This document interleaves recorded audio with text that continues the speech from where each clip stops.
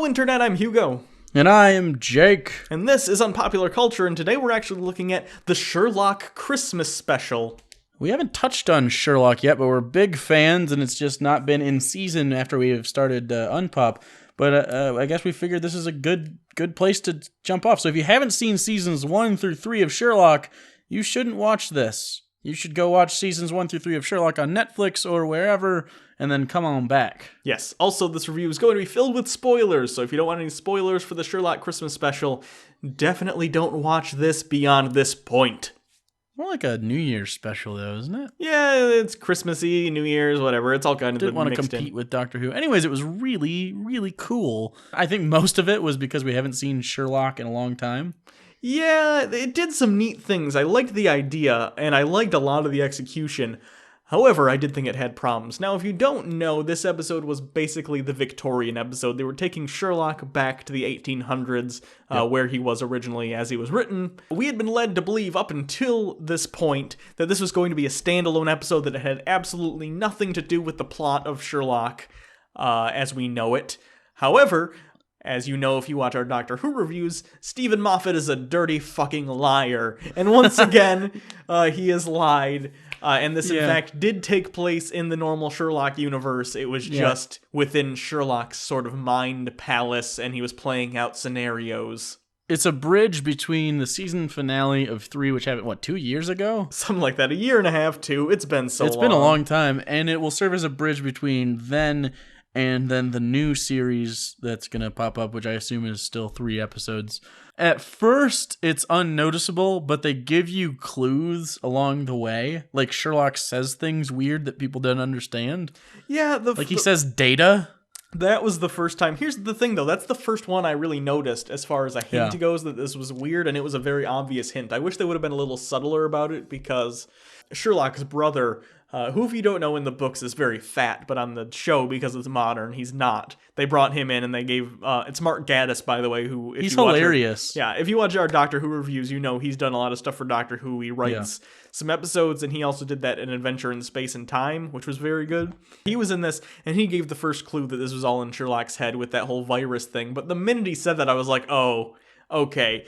I wish this clues had been a little subtler, because I get that it's a mystery show, and it's about the mystery. But the minute they say that, you go, oh, I get what's going on. It's in his head or whatever. I didn't know. And they actually could have drawn it out and made you doubt that, and still made that like a red herring. Sure. Does that make sense? But they didn't. It was kind of half hour in, 40 minutes? Something like that. And I think the special was like 1:20 or something like that. It was close to that. It was about halfway in. But it was good. Basically, I really enjoyed the snippet we got into classic Sherlock and how that would have gone had they gone that direction. Yeah. I really enjoyed it. John was cool. His wife was interesting in that it was kind of unlike how she's like a secret agent, but she's still very capable. It was funny. And then I really enjoyed how obviously he doesn't wear the pants even in Sherlock's Mind Palace. Yeah. When he's talking to the servant lady.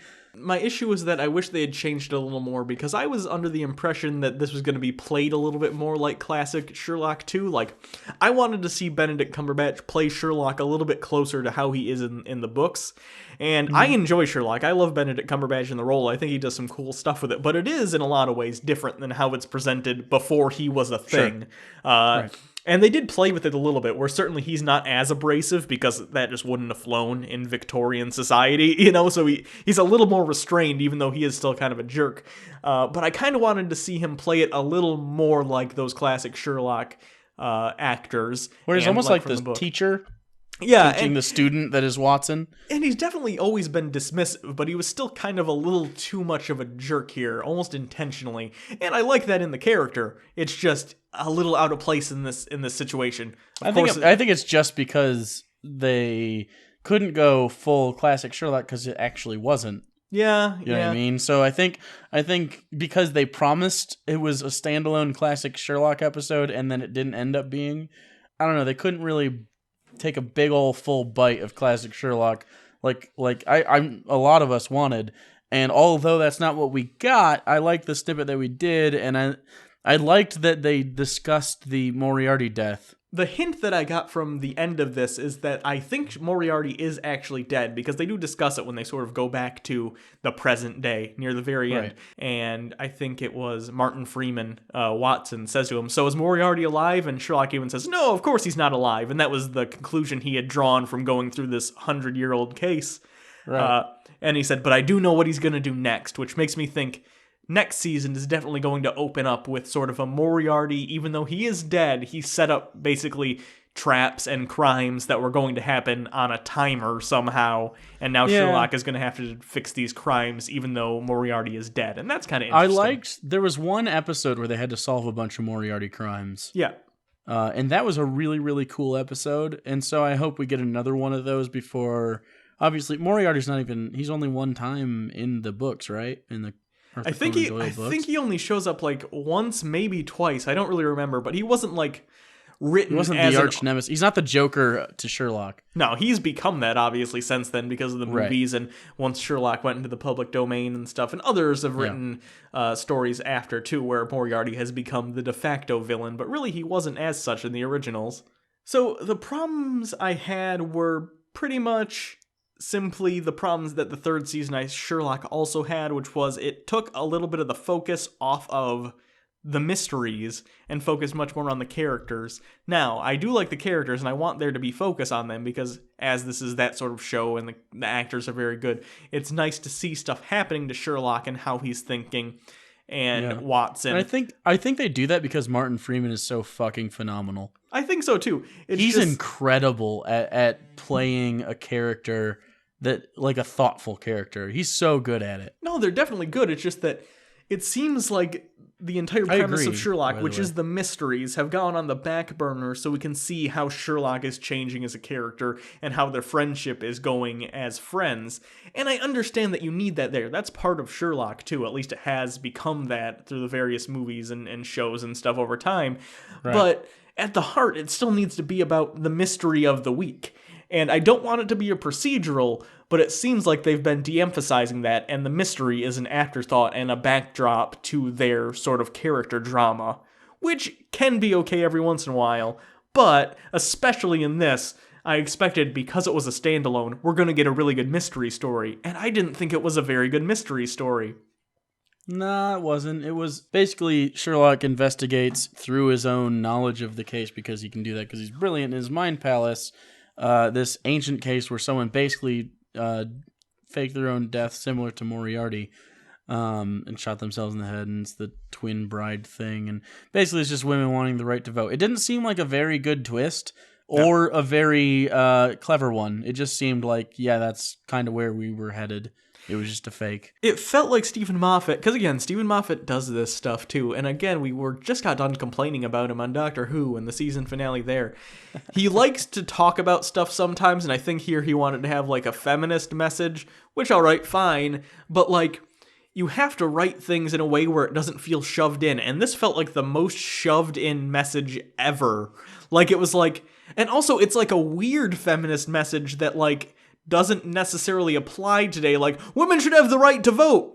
Yeah, like, we know, like, I get it, Steven Moffat. I don't even know if that's what his goal was. I just think he was trying to take an issue from the period to try to make it more believable when you first initially had to buy in that it was a standalone classic episode. Maybe.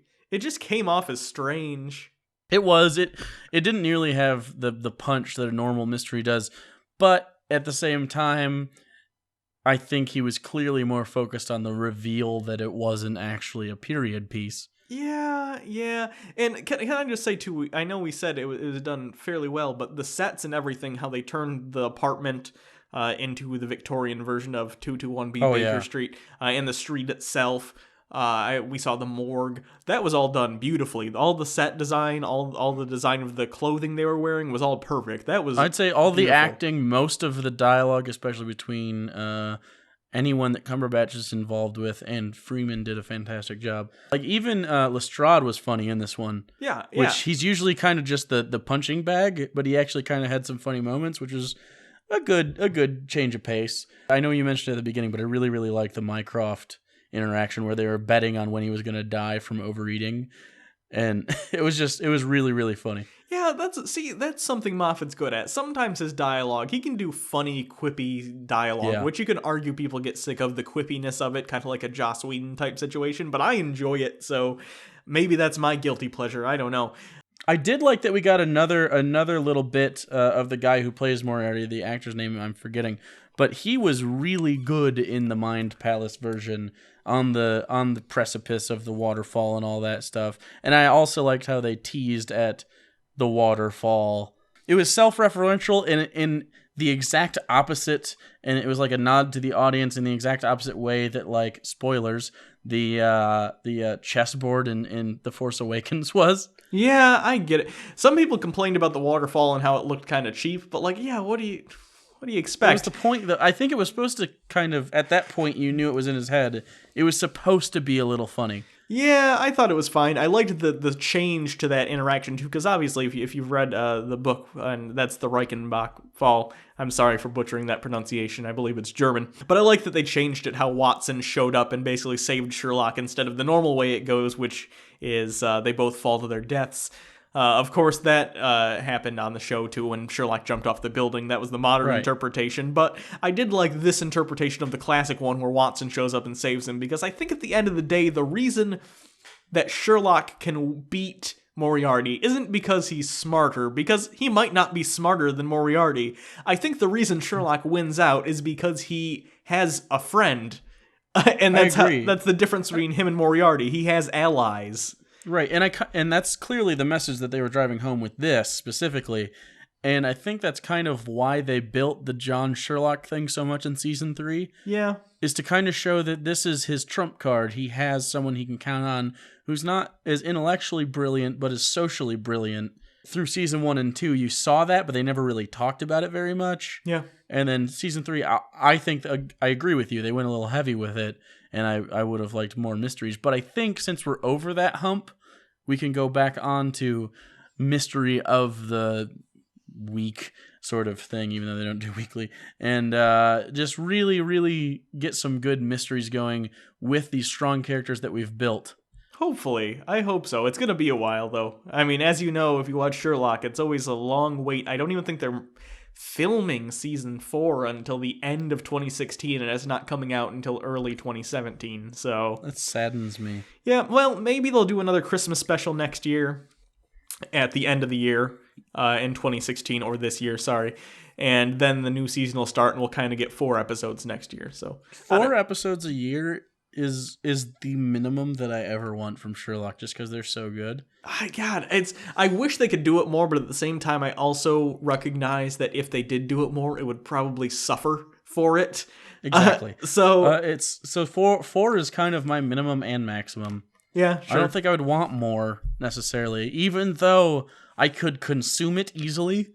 It just I agree. I think the writing would suffer, and I think the performances would over time suffer, because the way they've done it is Freeman and Cumberbatch are big ticket guys now, and they kind of had been going into like the second episode of Sherlock. Like they were pretty much got the guys, and obviously they both got Lord of the Rings deals and stuff. But yeah, I don't think Moffat can do that and Sherlock, or I don't think he can do that and Doctor Who competently, because he barely scraped by in Capaldi's first season, and this last season was pretty damn good. So I'm just hoping that he leaves on a high note when he does Doctor Who and sticks to Sherlock for like a couple more series along with Gaddis, and then like fades away. Yeah. I don't know, man. It's rough. It's rough. I love Sherlock though, and I can't wait for next season. We'll do that. We might even do some reviews of the older episodes. But I don't know. We'll see what comes up in the coming year, because we have a lot of stuff that's going to be going on. We're going to end up having to do probably some older Doctor Who, because as far as Doctor Who, how it looks like it's going right now, it looks like there's not going to be any really this year at all. It looks like what they're doing is they're filming later in the year this year, and it's going to start early in 2017. So we're going to start with a Christmas special? Yeah, we'll start with a Christmas special instead of ending with one, which is interesting. That's a different way to do it. And Capaldi's been hinting that maybe that'll be his last season, which is understandable. I could get it. It was hard enough for Smith. 3 seasons, Tennant. 4 years. Yeah. Yeah, but it's just a physically demanding job as far as the running and the physicality, and I'm sure for a guy his age that's hard, but now we're talking about Doctor Who in a Sherlock review, so it's probably about when it's time to wrap it up. It wasn't a very long review, but it wasn't really that substantial of an episode. There's not a lot of meat in it besides the fact that you get kind of an explanation behind what Sherlock was thinking about on the plane during exile, and then his thoughts about Moriarty and him kind of wrapping up the mystery involved with his death and setting you up for, yes, we are going to do season 4. Here's a goddamn tide me over. Quit your bitchin', says Moffat with his shaky old man fist. Yeah, so enjoyable, but flawed. So that kind of describes most of Moffat's things, doesn't it, I guess? If you haven't seen Sherlock and you watched all the way through this, what the fuck? But if you haven't seen it, go watch Sherlock. It's really fantastic, and there's only 9 episodes. They run about an hour and a half each. Do it. So I guess that's it. You can always follow us on Twitter at @TheRealUnpop. You could also subscribe and get more of our reviews. We're going to be doing literally every superhero movie coming out, and probably some other things. Yeah. All sorts of stuff. Also, Daredevil is coming out at the same time as Batman v Superman. So you can also always help us out by donating to our Patreon campaign. Other than that, until next time, I'm Hugo. And I'm Jake. And this has been Unpopular Culture watching Sherlock, the Christmas special.